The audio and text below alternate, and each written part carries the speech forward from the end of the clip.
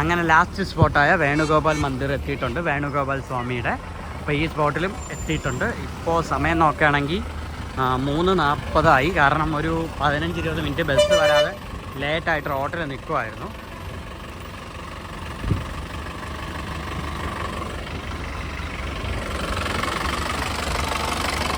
പൊതുവെ ഇവിടെ നല്ല തണുപ്പുണ്ട്. വൈകുന്നേരം സമയത്ത് നല്ല ക്രൗഡഡ് ആയിരുന്നെങ്കിലും നല്ലൊരു തണുപ്പ് ഫീൽ ചെയ്യുന്നുണ്ട്.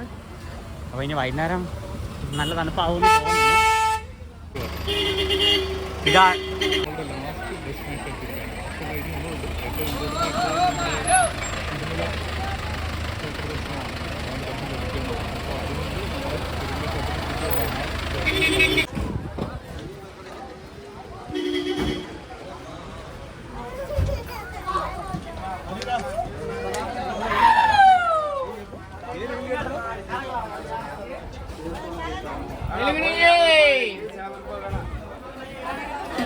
भैया आजा भैया जल्दी आओ भैया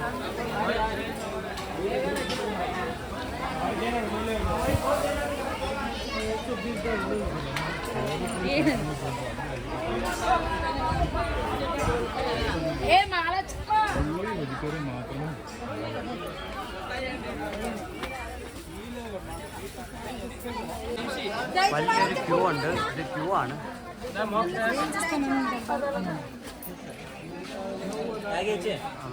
ക്യൂ നിന്ന് ചെക്ക് ചെയ്തിട്ടൊക്കെ അവിടെ കയറ്റുന്നത്. ഇതാണ് വേണുഗോപാൽ സ്വാമി മന്ദിർ, അതായത് കൃഷ്ണൻ്റെ അമ്പലം, കൃഷ്ണൻ്റെ ക്ഷേത്രം എന്നൊക്കെ പറയത്തില്ലേ. അപ്പോൾ ഇവർ വേണുഗോപാൽ സ്വാമി എന്ന് പറയുന്നു പ്രധാനമായിട്ട്.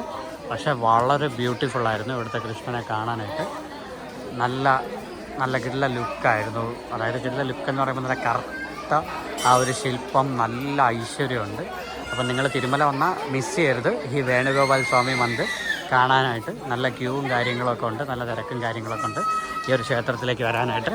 അപ്പോൾ ക്ഷേത്രത്തിൻ്റെ ഉള്ളിലേക്ക് നമുക്ക് ക്യാമറ അലോഡല്ല. പിന്നെ അത് മാത്രമല്ലാതെ ഇവിടെ ശ്രീ സ്വാമിയുടെ, അതായത് ഇവിടുത്തെ ഏറ്റവും മുഖ്യമായ സ്വാമിയുടെ ആ ഒരു സമാധി ഇവിടെ ഉണ്ട്. ആ ഒരു സമാധി, അതായത് ഈ ഒരു സ്വാമിയുടെ ഭഗവാൻ ക്രീഡ, അതായത് കളിച്ചിരുന്നു, അതായത് ഗെയിം കളിച്ചിരുന്നു എന്നാണ്. അത് ഗെയിം എന്ന് പറയുമ്പോൾ പണ്ടത്തെ ഈ പറയുന്ന മറ്റേ പകിട പോലത്തെ ഗെയിമൊക്കെ കളിച്ചിരുന്നു എന്നാണ് പറഞ്ഞു കേട്ടിട്ടുള്ളത്. അതിൻ്റെ ഒരു ഫോട്ടോയാണ് ഇവിടെ ഈ ഒരു ചുമരിൽ കാണുന്നത്. അപ്പോൾ ഈ ചുറ്റുമുള്ളത് ബാക്കി സ്വാമിമാരുടെ സമാധിയാണ്. ഇതെല്ലാം സമാധിയാണ്. ഇതൊക്കെ ഓരോ സമാധിയായിട്ട് വരും. ഇതൊരു സമാധി, ഇതൊരു സമാധി, ഇതൊരു സമാധി. ഇപ്പോൾ ഹരിറാം ബാബയുടെ ജീവസമാധിയാണ് ഈ ഒരു മെയിനായിട്ട് ഇവർ ആരാധിക്കുന്നത്. ഇതെല്ലാം ഓരോ സമാധിയാണ്, പറഞ്ഞ വിശ്വസിക്കുന്നത്. ഇതെല്ലാം ഈ ഒരു ഹരിറാം ബാബയുടെ ശിഷ്യന്മാരുടെ സമാധിയാണ്.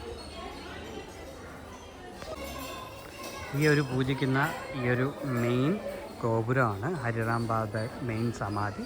അതായത് അതിന് ചുറ്റുമുള്ള ഇതെല്ലാം അദ്ദേഹത്തിൻ്റെ ശിഷ്യന്മാരുടെ സമാധികളാണ്. ഈ ഒരു ചുറ്റുമുള്ളത് മൊത്തം അദ്ദേഹത്തിൻ്റെ ശിഷ്യന്മാരുടെ സമാധി. എത്ര സമാധിയുണ്ടോ, ഒരുപാട് സമാധികൾ.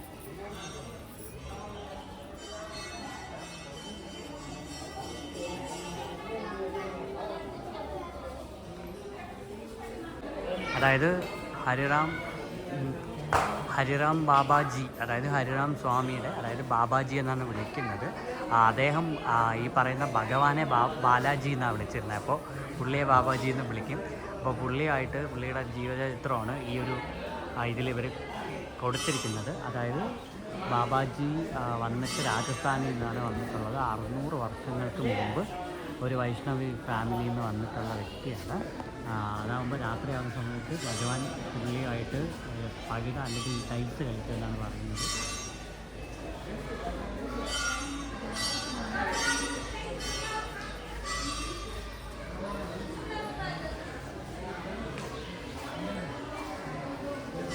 അതായത് ഈ ഒരു ബാബാജിയുടെ ഒരു സിനിമയാണ് നമ്മൾ റീസെൻ്റായിട്ട് നാഗാർജുന അഭിനയിച്ചിട്ട് തെലുങ്കിൽ വന്നിട്ടുള്ളൊരു സിനിമ, ഓം നമോ വെങ്കിടേശായ.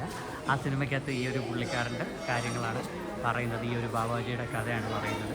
അതിനകത്ത് ഇതെല്ലാം കാണിക്കുന്നുണ്ട്. അതായത് പുള്ളിയായിട്ട് ഡൈസ് കളിക്കുന്നതും ഈ ആനയായിട്ട് വന്ന് തുറങ്കിൽ നിന്ന് രക്ഷിക്കുന്ന കാര്യങ്ങളെല്ലാം അതിൽ കാണിക്കുന്നുണ്ട് മെയിനായിട്ട്.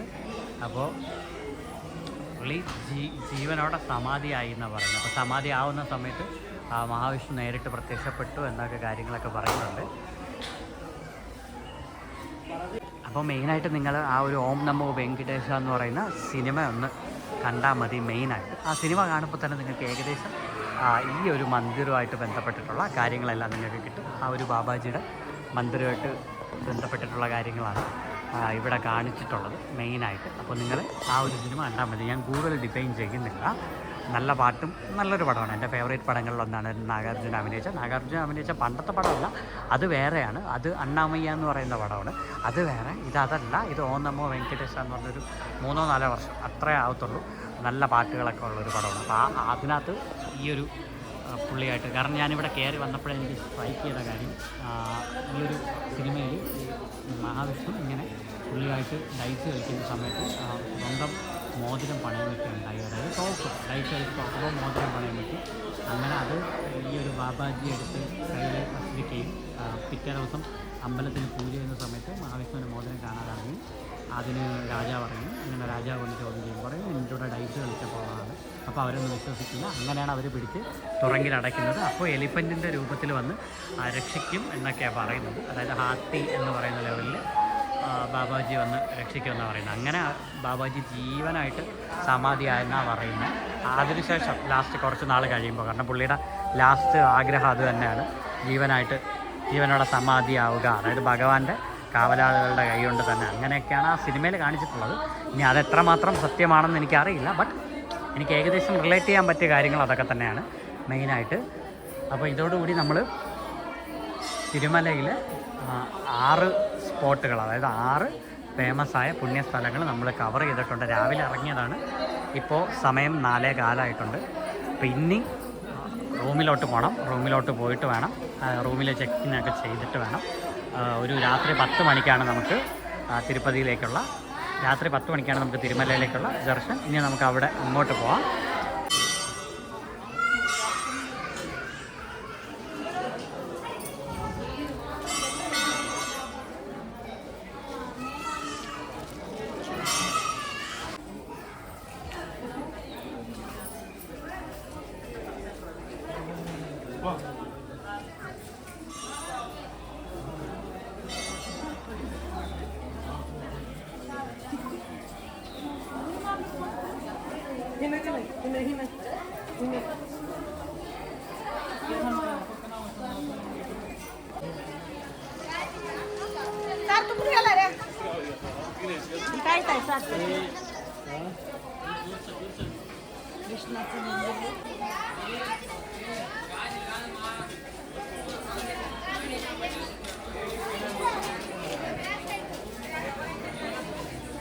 मंदिर